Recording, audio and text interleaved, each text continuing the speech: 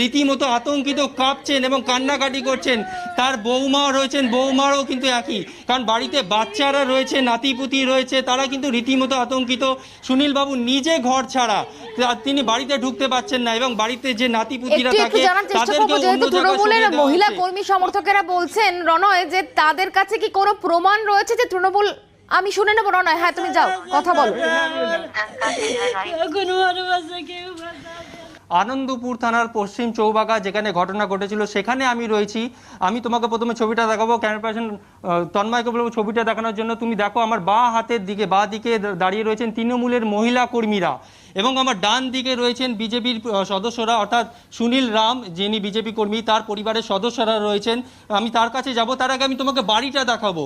যে বিজেপি কর্মীর বাড়ি ভাঙচুর করা হয়েছে বলে অভিযোগ এবং অভিযোগ তৃণমূলের বিরুদ্ধে করা হচ্ছে। তুমি দেখতে পাচ্ছ বাড়ির নিচে একাধিক ইট পড়ে রয়েছেন এবং এখানে সুনীল